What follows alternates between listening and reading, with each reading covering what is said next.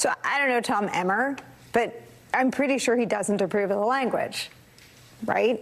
But he can't say that. He can't say that to Martha Raddatz. So he relies on this, quote, we should stick to the issues.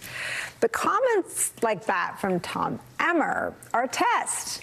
They're not a surprise. The Republican Party has made its bed, and it is going to lie in it no matter what.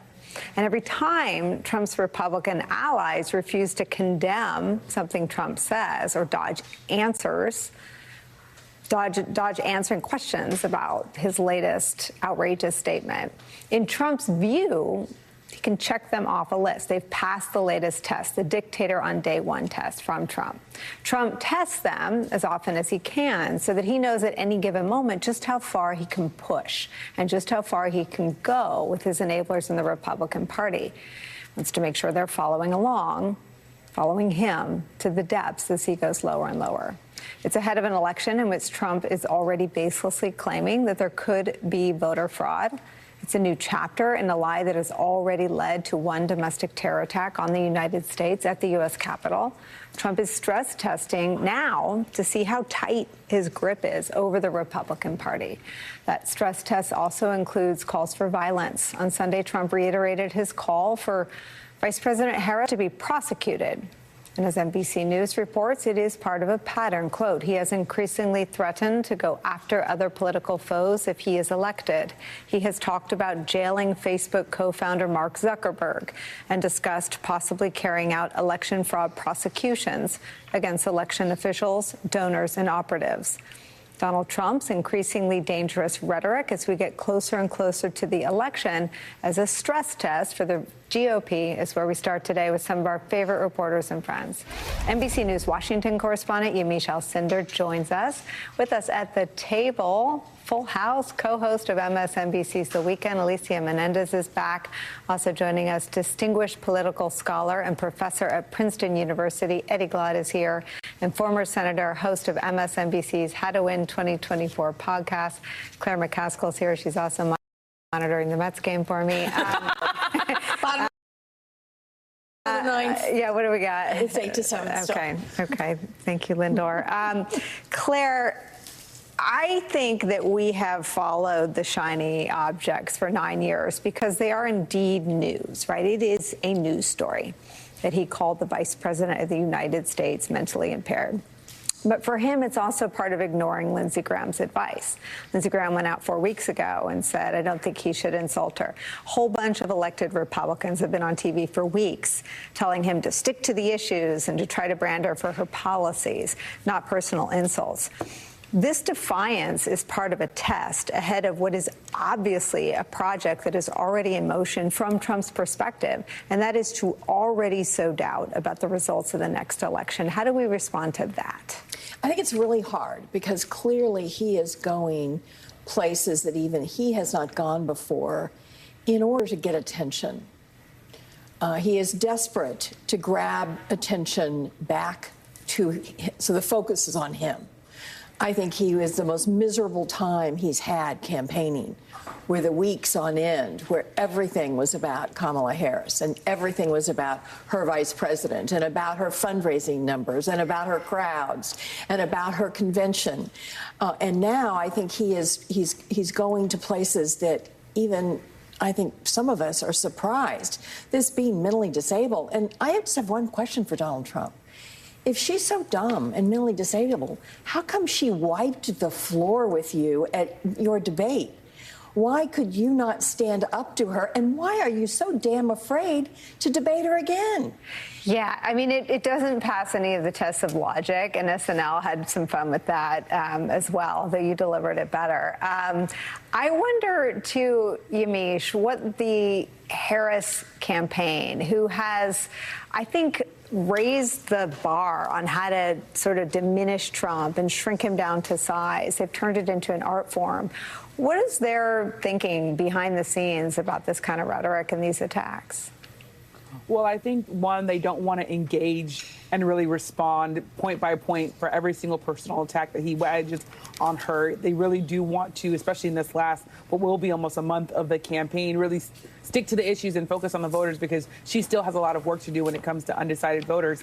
That being said, when I talk to people close to her, I talk to longtime campaign aides, they say that this is really just Donald Trump revealing himself over and over again to voters. And it really is showing that he's someone who, in their mind, not my mind, but their opinion, is unhinged and unqualified to be president. So the more he attacks her personally, the more he says stuff like she's mentally unfit or he, quote unquote, turned black, the more it really makes their case in their minds that this is really someone who is showing himself to be unpresidential and who is showing himself to also not really have something that sticks when it comes to his attacks on the vice president.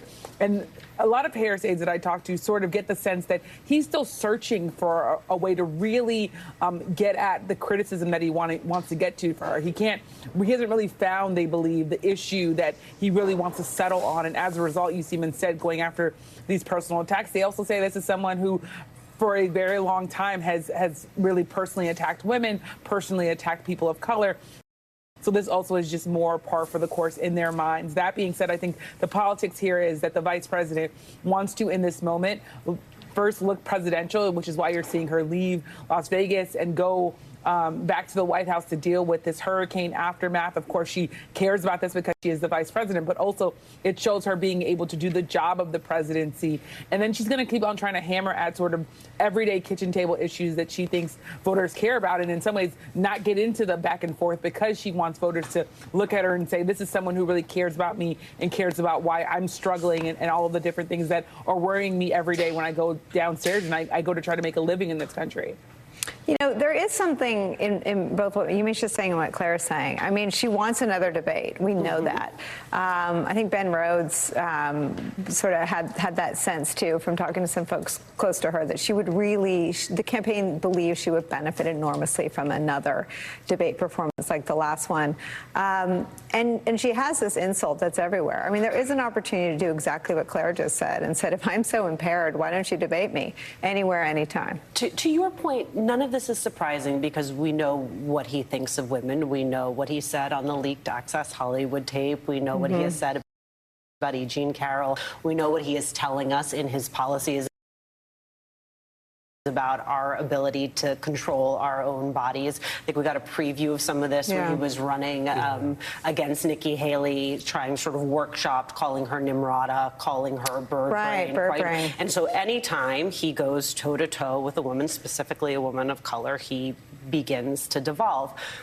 In addition to everything you have laid out, the other reason I think it is important is because there is a small but meaningful subset of voters to whom all of that happened in the past.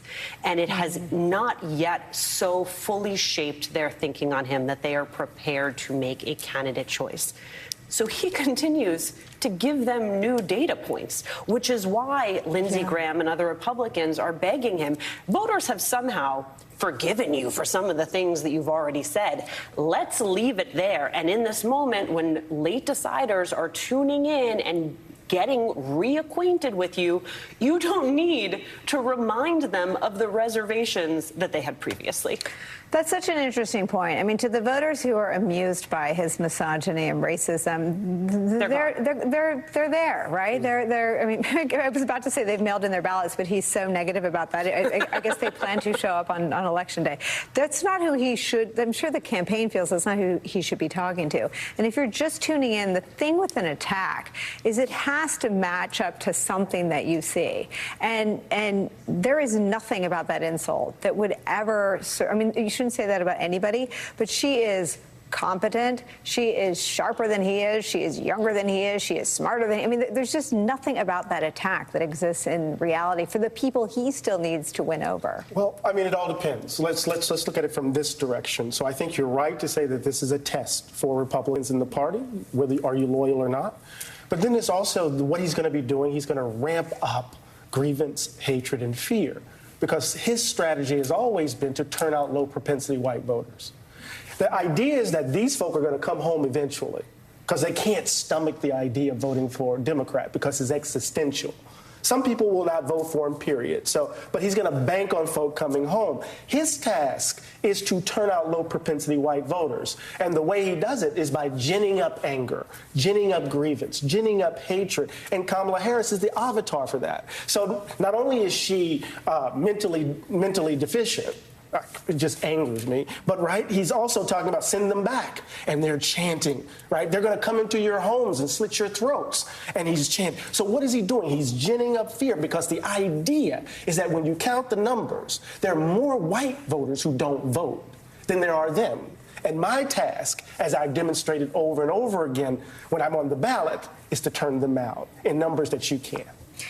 I mean, this idea that this is the strategy and that we sort of have settled on that as the new normal, I feel like we should just, stop the presses. Like, this is the strategy. The reason the disastrous debate performance on Trump's part was punctuated by a lie about legal Haitian immigrants eating labradoodles is because Trump bombed. And now we've spent 10 days covering the lie, right? Because it's news. I mean, as I said, the attack on Harris is news. And this idea that the Republicans are on these shows, I mean, we cover their lack of a spine, their lack of a soul as just a new normal, right? Tim Alberti's written tens of thousands of words about it by now, and it's an established fact in our politics. But at what point do we, I mean, who asked the question, like, is this who we want to be? Right. I think this is the question we have to ask ourselves. I understand the politics. We've been talking about it for 9 years. But Dr. King delivered this talk called The Other America. And in it, he invoked these two Americas. And in some ways, those two Americas have been stitched together from the very beginning. And it's not just simply regional. And so I don't know. How do we intervene in this? Because Donald Trump believes that if he traffics in this nonsense, he can be successful. And what we do know is that a whole bunch of people chanted with him, send them back. And that is why I think, yes, there is the possibility that Kamala Harris wins with sort of numbers that people have not yet anticipated. And part of that is important for her campaign, but part of it is important because he has already delegitimized her in the eyes of so many American voters, right? That there is now, even with a sort of historic electoral victory, he has set the predicate for her to need to prove herself to a number of American voters. As he did with birtherism. Yumi, she has some incredibly high-profile endorsements coming in over the weekend from Republicans. Let me show you General Stanley McChrystal's. We should elect them for the character because we don't know what's going to come up. We didn't know that one-term Congressman Abraham Lincoln was going to be able to lead the United States through the Civil War. We never knew that the clothing salesman, Harry Truman, was going to be able to make the decision to drop the atomic bomb or to deal with the crisis in Korea. Those things come into a presidency in a way that tests the mettle and the character of the person in that office. You have a former president now running for the presidency again. You seem to have core character questions. Is he fit for office or not? Hey, Bob, let's be honest. Why would a retired military officer come on to endorse his opponent? You tell me. Because I think character is very important. And so I'm voting for character. I'm voting for Kamala Harris. I mean, you could just bottle that up, right? I mean, if you still believe, as I do, that there are some voters that care about character, that's a pretty stunning and credible endorsement from General Stanley McChrystal, Yamiche. It is definitely a striking endorsement. I think it'll be interesting to see whether or not it has an impact on these undecided voters in battleground states, a handful of them, about 7 that are going to continue to be the ones that we talk about for the month. Whether or not that will make a difference is really the big question here.